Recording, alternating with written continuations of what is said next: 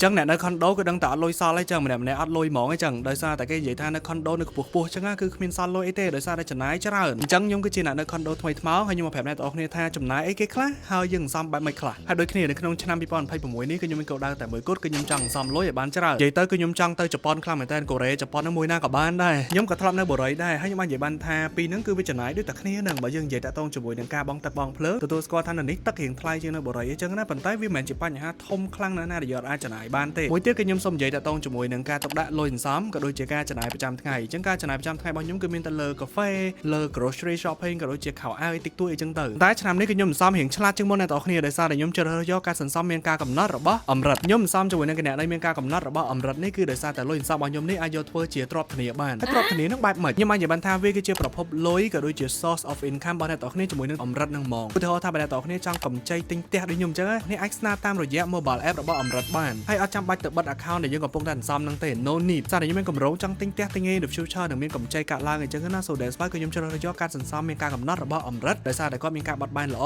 ហើយអត់សូវញញ៉ៃច្រើនទេចំពោះពួកខ្ញុំអញ្ចឹងសម្រាប់ព័ត៌មានបន្ថែមអ្នកទាំងអស់គ្នាអាចចូលទៅកាន់ page ផ្លូវការរបស់អម្រិតបាននៅលើ Facebook page ឬតាក់ទងទៅកាន់សាខាអម្រិតតតែម្ដងបាន